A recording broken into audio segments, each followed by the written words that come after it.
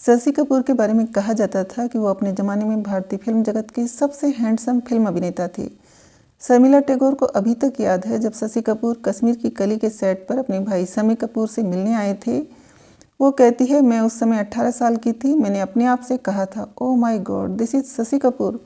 मैं उन्हें देखते ही रह गई थी। मैं काम नहीं कर पाई थी और निर्देशक शक्ति सामंत को मजबूर होकर शशि कपूर को सेट से चले जाने के लिए कहना पड़ा था। शशि कपूर की सुंदरता पर एक बार मशहूर इटालियन अभिनेत्री जीना लोलोब्रिजिडा भी मोहित हो गई थी। मशहूर फिल्म निर्देशक इस्माइल मर्चेंट अपनी आत्मकथा पैसेज टू इंडिया में लिखते हैं, शशि कपूर की फिल्म शेक्सपियर वाला बर्लिन फिल्म समारोह में दिखाई जा रही थी। शशि कपूर भी वहां पहुंचे हुए थे। एक शाम वो, उनकी हीरोइन मधुर जाफरी और जीना लोलोब्रिजिडा इत्तेफाक से एक ही लिफ्ट में चढ़े और इस्माइल मर्चेंट के अनुसार जीना को शशि को देखते ही उनसे इश्क हो गया। इस्माइल मर्चेंट लिखते हैं, अगली सुबह उन्होंने शशि को गुलाब के फूलों का एक गुच्छा भेजा, लेकिन उन्हें गलतफहमी हो गई थी। शशि का नाम मधुर है, इसलिए वो फूल मधुर जाफरी के पास पहुंच गए। जीना को अपना प्रणय निवेदन ठुकराए जाने की आदत नहीं थी, इसलिए समारोह के आखिरी दिन उन्होंने शशि से पूछ ही डाला, आपने मेरे फूलों का जवाब नहीं दिया। तब जाकर पता चला कि शशि तक जीना का बुके पहुंचा ही नहीं था। शशि कपूर को बहुत मायूसी हुई कि इस गलतफहमी की वजह से उनके हाथ से इतना अच्छा मौका निकल गया। शशि कपूर और भारत के मशहूर विकेट कीपर रहे फारूक इंजीनियर मुंबई के डॉन बॉस्को स्कूल में एक ही कक्षा में पढ़ा करते थे। एक बार वो उनकी बगल में बैठकर उनसे बातें कर रहे थे। उनके टीचर ने लकड़ी का एक डस्टर खींचकर शशि कपूर के मुंह की तरफ मारा। इंजीनियर बताते हैं, वो डस्टर शशि की आंख में लगता इससे पहले ही मैंने उसके चेहरे से 1 इंच पहले ही कैच कर लिया। शशि का चेहरा बहुत सुंदर था। मैं उससे मजाक किया करता था कि उस दिन अगर मैंने जो डस्टर कैच नहीं किया होता तो तुम्हें सिर्फ डाकू के रोल ही मिलते। शशि कपूर की साली फेलिसिटी कैंडल अपनी आत्मकथा व्हाइट कार्गो में लिखती है, शशि कपूर से ज़्यादा फ्लर्ट करने वाला शख्स मैंने अपनी ज़िंदगी में नहीं देखा। इस मामले में वो किसी को बख्शते नहीं थे, लकड़ी के लट्ठे को भी नहीं। वो बहुत दुबले पतले शख्स थे, लेकिन उनकी आँखें बहुत बड़ी बड़ी थी। उनके बड़े बाल सबको उनका दीवाना बना देते थे। उनके सफ़ेद दांतों और डिम्पल वाली मुस्कान का तो कहना ही क्या, उस पर सफलता की अकड़ तो उनमें थी ही। शबाना आज़मी का मानना है शशि कपूर को उनकी अच्छी शक्ल की वजह से नुकसान हुआ। वे कहती हैं, दरअसल इस असाधारण आकर्षक शख्स को देखकर लोग ये भूल जाते थे कि वो कितने बेहतरीन अभिनेता भी थे। श्याम बेनेगल ने शशि कपूर को जुनून और कलयुग में निर्देशित किया था। वे कहते हैं, शशि कपूर असाधारण अभिनेता थे, लेकिन उन्हें अमिताभ बच्चन की तरह फिल्में नहीं मिल पाई जिनसे उन्हें स्टार और अभिनेता दोनों का तमगा मिल पाता। उनको हमेशा एक रोमांटिक स्टार के रूप में देखा गया। लोगों की नज़रें हमेशा उनके चेहरे की तरफ ही गई। भारतीय फिल्म जगत में उन जैसा खूबसूरत अभिनेता उस समय नहीं था। नतीजा यह हुआ कि उनका अभिनय बैकग्राउंड में चला गया और वो सुपर हीरो नहीं बन पाए। मशहूर निर्देशक कुमार साहनी ने भी कहा था, भारतीय निर्देशकों ने शशि कपूर का पूरी तरह से फायदा नहीं उठाया। शशि कपूर ने 1953 से 1960 तक अपने पिता पृथ्वीराज कपूर के साथ पृथ्वी थिएटर में काम किया। इसी दौरान उनकी मुलाकात जेनिफर कैंडल से हुई। वो उनसे 4 साल बड़ी थी। जेनिफर के पिता जोफ्री को यह रिश्ता पसंद नहीं था। शशि के जेनिफर से विवाह में महत्वपूर्ण भूमिका निभाई शशि कपूर की भाभी और शम्मी कपूर की पत्नी गीता बाली ने। उन दिनों जेनिफर हैदराबाद में थी और शशि कपूर बम्बई में। शम्मी शशि का लटका हुआ मुँह देखकर कहते हैं, क्यों मुँह लटका रहा है, याद आ रही है क्या? ये कहकर वो 100 रुपये का नोट निकालकर उन्हें पकड़ा देते। उन दिनों हैदराबाद का हवाई टिकट 70 रुपये का मिलता था। शशि तुरंत उन्हीं पैसों से हैदराबाद जाने का टिकट खरीदते। शम्मी कपूर और गीता बाली ने शशि कपूर को प्रोत्साहित किया कि वो जेनिफर को बम्बई लाकर अपने माता पिता से मिलवाएं। शशि कपूर अपनी किताब पृथ्वीवालाज़ में लिखते हैं, मैं जेनिफर को अपने माता पिता के पास न ले जाकर शम्मी कपूर और गीता बाली के पास ले गया। वो हमें अपनी कार और कुछ पैसे दे देते थे ताकि हम ड्राइव पर जाएं और साथ कुछ खा पी लें। बाद में मेरे कहने पर शम्मी ने हमारे बारे में हमारे माता पिता से बात की। उनके मनाने पर ही वो बहुत मुश्किल से हमारे रिश्ते के लिए राजी हुए। जिस दिन जेनिफर से शशि कपूर की शादी होनी थी, उनके पिता पृथ्वीराज कपूर जयपुर में मुगल आजम के क्लाइमैक्स की शूटिंग कर रहे थे।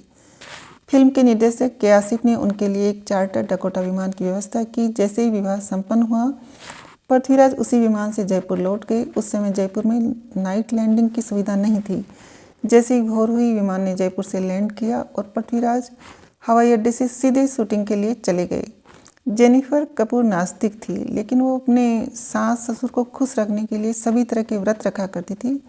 उनकी यह भी कोशिश होती थी कि उनके बच्चों में भी भारतीय संस्कार आए। मधु जैन अपनी किताब the first family of Indian cinema Kapoors में लिखती हैं, जेनिफर अपनी सास की तरह करवा चौथ का व्रत रखा करती थी। दिलचस्प बात यह है कि पृथ्वीराज कपूर और शशि कपूर भी अपनी पत्नी के साथ करवा चौथ का व्रत रखते थे। जेनिफर ने अपनी सास की जिंदगी तक ये व्रत रखना जारी रखा था।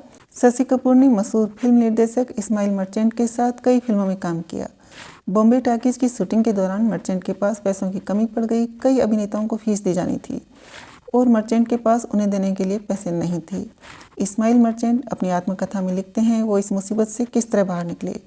वे लिखते हैं, मेरे पास शशि कपूर को देने के लिए पैसे नहीं थे, लेकिन उनकी पत्नी जेनिफर का मेरे लिए सॉफ्ट कॉर्नर था। उन्होंने मुझे कुछ पैसे उधार दिए। इस तरह मैंने शशि कपूर के खुद के पैसे उन्हें देकर अपना उधार चुकता किया। बाद में जब मेरे पास पैसे आ गए तो मैंने वो पैसे जेनिफर को लौटा दिए, लेकिन शशि कपूर को हम दोनों ने इस बारे में कानो कान खबर नहीं होने दी।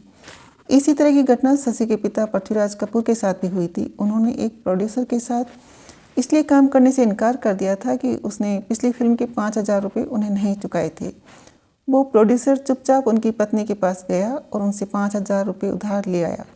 उस शाम पृथ्वीराज कपूर हंसी खुशी अपने घर लौटे और वो 5,000 रुपये अपनी पत्नी को दे दिए। 1977 में जब राज कपूर सत्यम शिवम सुंदरम बना रहे थे तो भारतीय सिनेमा के कई बड़े अभिनेता उनकी फिल्म के हीरो बनना चाहते थे।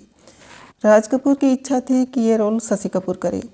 हालांकि उस जमाने में शशि बहुत व्यस्त थे, लेकिन उन्होंने अपने सचिव शक्तिलाल वैद से कहा कि वो राज कपूर के सामने उनकी डायरी लेकर जाएं और वो जितने डेट्स चाहें उन्हें दे दें। शशि कपूर ने दीपा गहलोत को दिए इंटरव्यू में बताया, शक्ति मेरे पास रोते हुए आए कि राज साहब ने वो सारी डेट्स ले ली है जो उन्होंने दूसरे प्रोड्यूसरों को दे दी थी। राज जी से किए वादे को पूरा करने के लिए मुझे कई दिनों तक करीब 24-24 घंटे काम करना पड़ा।